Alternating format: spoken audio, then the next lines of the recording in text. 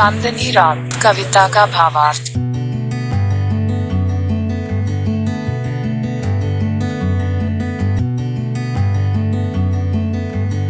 हिंदी लोक भारती, कक्षा 9वीं, चांदनी रात, कवि मैथिली शरण गुप्त।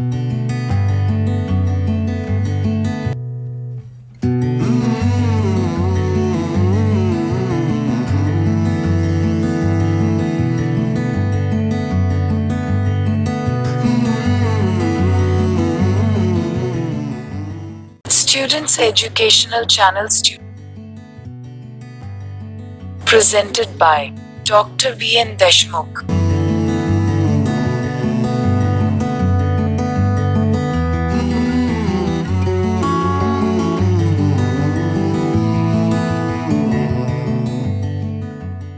हिंदी लोक भारती, चांदनी रात, कवि मैथिली शरण गुप्त। कविता का भावार्थ।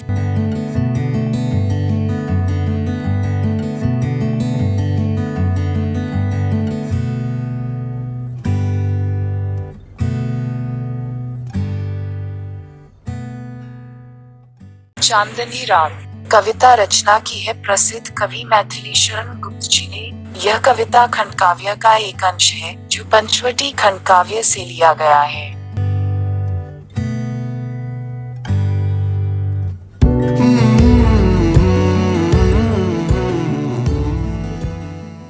चारुचंद्र की चंचल किरणें खेल रही हैं जलथल में।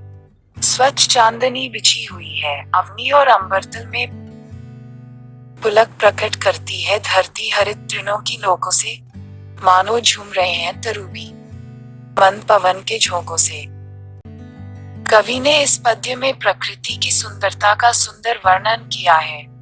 रात के समय चांद की चंचल किरणें जलथल में खेलती हुई प्रतीत हो रही है। पृथ्वी और आकाश में चारों ओर चांदनी फैली हुई है। ऐसा प्रतीत होता है कि हरी हरी घास की नोकों से धरती अपनी खुशियों का इजहार कर रही है और मंद मंद चलती हवाओं के झोंकों से वो झूम रहे हैं।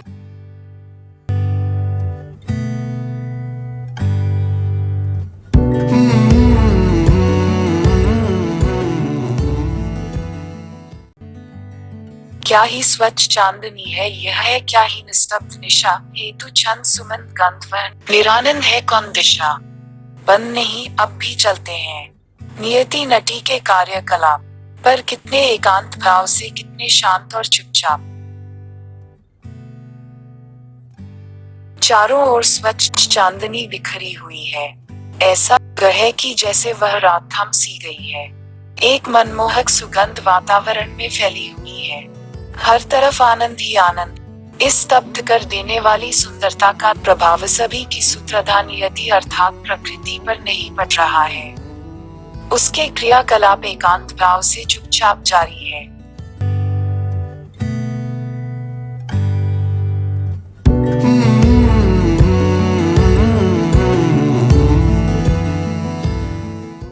बिखरे देती वसुंधरा मोती सबके सोने पर। रवि बटोर लेता है उनको सदा सवेरा होने पर, और विरामदायिनी अपनी संध्या को दे जाता है। शून्य श्याम तनु जिससे उसका नया रूप झलकाता है। रात्रि के समय धरती मोती के समान दिखाई देने वाली उसकी बूंदें चारों ओर बिखेर देती है। लेकिन सुबह होते ही जब रवि अर्थात सूरज आता है तो वह उन ओस की बूंद को बटोर लेता है। अपने सफर के विश्राम के साथ सूरज भी संध्या का उपहार धरती को दे जाता है। रात्रि और दोपहर के मध्य का यह समय प्रकृति की एक नया रूप देता है।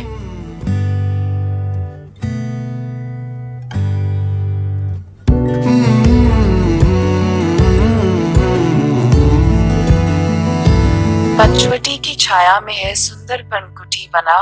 उसके सम्मुख स्वच्छ शिला पर धीर वीर निर्भीक मना जाग रहा यह कौन धनुर्धर जबकि भुवन भर सोता है। भोगी कुसुमायुध योगी सा बनाष्टिगत होता है। पंचवटी से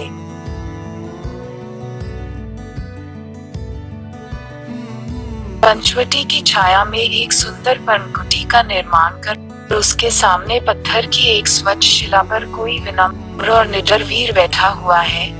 जब हर कोई सो रहा है तो आखिर कौन धनुर्धर है जो जाग रहा है? कामदेव की तरह सुंदर दिखाई देने वाला यह तीर योद्धा योगी जान पड़ता है।